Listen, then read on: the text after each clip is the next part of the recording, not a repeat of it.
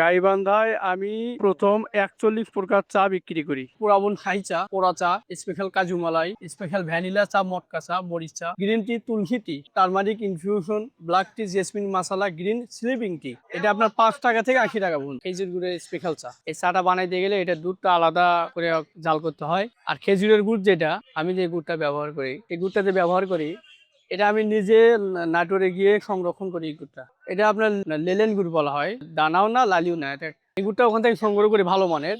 আমার চাটার নাম হলো কাজু মালাই স্পেশাল। কাজু বাদাম এবং মালাই দিয়ে বানানো হয় এটা। ওটার দাম হলো ৮০ টাকা। আর আরেকটা চা আছে, এটা হলো আপনার পোড়া বুন শাহী চা, অর্থাৎ বন রুটি বাটার ঘি দিয়ে পোড়ানো হয় আগুনে। স্পেশাল একটা মালাই চা বানাই, শাহী চা বলা হয় এটাকে। ওটার দাম ৫০ টাকা। স্পেশাল দামি যে চাটা ওটার নাম কাজু মালাই স্পেশাল। দূর থেকে অনেক লোক আসে, এটা আমার নিজের কাছে খুব ভালো লাগে। অনেক সময় বসার জায়গাও দিতে পারি না মানুষদেরকে, দাঁড়া থেকে চা খেলে। সিজন কালে আমার এখানে আপনার ৪০ লিটারের উপরে দুধ দৈনিক সেল করি আমি। চিনি যায় ৪ কেজি, আর খেজুরের গুড় যায় হলো ৩ কেজি। তো তাতে অ্যামাউন্ট হিসেব করে দেখা যায় মোটামুটি ১৫-১৬ হাজার টাকা এটা বিক্রি হয় আমার। ইনকাম কর্মচারী আছে, ওদের সবকিছু বাদ দিয়ে মোটামুটি থাকে আমার প্রায় ২৫-৩০ হাজার টাকা আমার নিজের থাকে। অনেকে চায়ের ব্যবসাটা ছোট মনে করে যে আমি একজন মানুষ শিক্ষিত বা পড়ালেখা করছি বা বেকার আছি, এই মতো অবস্থায় কিভাবে আমি একটা চায়ের ব্যবসা করি। আসলে না, এই ব্যবসাটা ছোট ভাবা যাবে না। মানব সেবা হলে বড় সেবা। একটা মানুষ যখন আমার দোকানে আসে, তাকে যখন এক গ্লাস পানি আমি গ্লাসটা পরিষ্কার করে দেই, আসলে এটা কিন্তু আলাদা একটা সেবা, প্লাস আমার ব্যবসা হচ্ছে এখানে।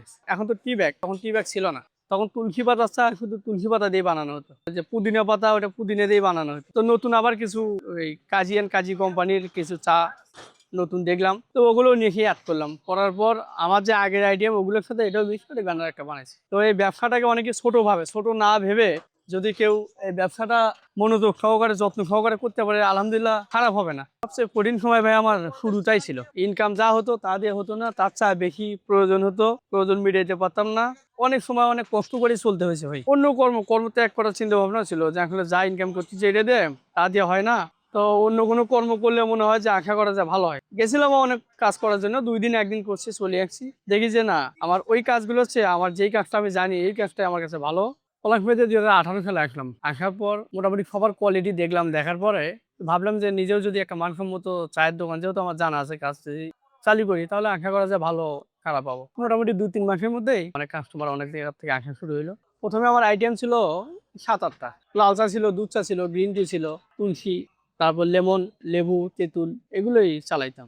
আমাদের এই চাগুলো বানাইতে গেলে সর্বপ্রথম দুধটার পর্যাপ্ত পরিমাণ ফ্যাটওয়ালা দুধ কিনতে হয়। কিনে তারপর যে উপকরণগুলো আমাদের আছে, একেকজন একেক উপকরণ ইউজ করে। তো স্বাস্থ্যসম্মত যে উপকরণগুলো, এগুলো আমরা এই দুধে দিয়ে সেভাবে দুধটা আমরা বানাই। ঢাকা থেকে আসলাম, আসার পর তো আমার এক ছোট ভাই, ওকে বললাম যে আসলে কি করি।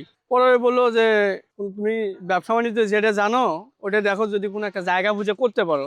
পাশে একটা ওষুধের ডিস্ট্রিবিউটর স্বাধীন ভাই, তো ওনাকে বললাম যে আমাকে একটু জায়গা দেন, আমি চায়ের দোকান দেবো। প্রথমে দিতে চাইনি, রিকোয়েস্ট করলাম যে অল্প একটু জায়গা লাগবে আমার, সামনে যত ফাঁকা জায়গা আছে একটু দেন আমার। তারপর দোকান দিলাম। তা আমাদের পলাশবাড়ীতে ফ্রেঞ্চ যে লিগারটা, ওই লিগারটা ছিল না কারো।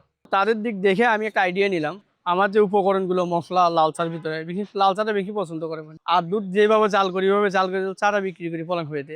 আশা করা যায় সবার চেয়ে ভালো ফলাফল পাবো, এই হিসাবেই চালু করছি।